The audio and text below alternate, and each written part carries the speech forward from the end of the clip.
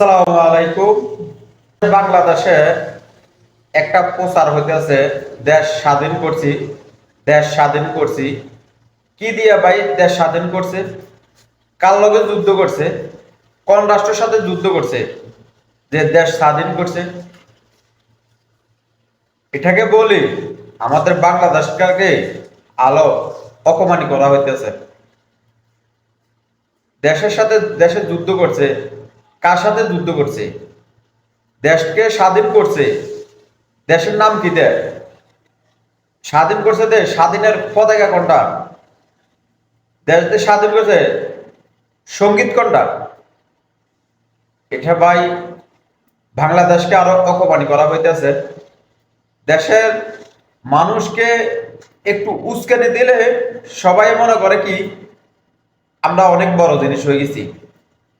নিজের অধিকারের জন্য নিজের সরকারের সাথে লড়াই করছে, এতটুকু বলে আমরা দেশ স্বাধীন করছি, আমরা আবার নতুন করে দেশ স্বাধীন করছি। কোন রাষ্ট্রের সাথে যুদ্ধ করছেন? কার সাথে যুদ্ধ করছেন? আপনারা পতাকা কোনটা? সঙ্গীত কোনটা? আপনারা দেশের সাথে সরকারের সাথে যুদ্ধ করছেন দেশের জনগণকে রক্ষা করার জন্য। দেশের জনগণ তো না মরে, অনেক মায়ের কোলদন খালি না হয়, তার কারণে নেত্রী শেখ হাসিনা দেশ ছাড়ি চলে গেছে দেশ ঠান্ডা করার জন্য।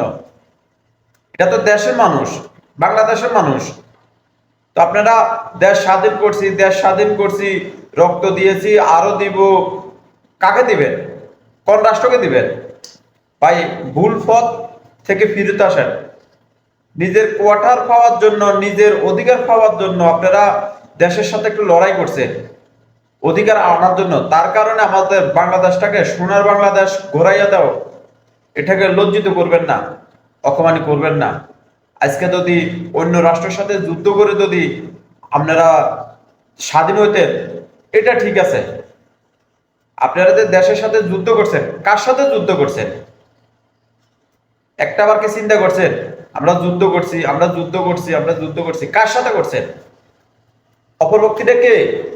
এদেশের নাগরিক, এদেশের নাগরিক। এই দেশটা আপনাদের এরকম অধিকার, তারও অধিকার। সে শুধু সরকার পরিচালনা করছে, সে দেশটাকে সুন্দর করছে, এতটুকু। আপনারা কি একটা বার ভাবছেন?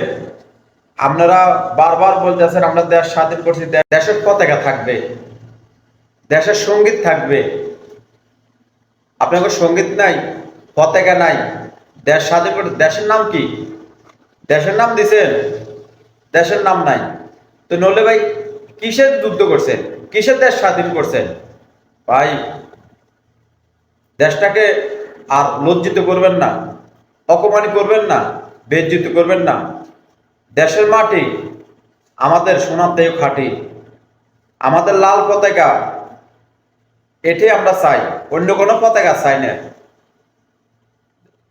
নিজের অধিকার পাওয়ার জন্য নিজের লড়াই করছেন, এটা ঠিক আছে। তার কারণে দেশটাকে লজ্জিত করবেন না, অপমানি করবেন না। আপনার সবার কাছে আমার অনুরোধ রইল, দেশ স্বাধীন করছি, দেশ স্বাধীন করছি এই কথা বলি যুবক সমাজকে উস্কানি দিবেন না।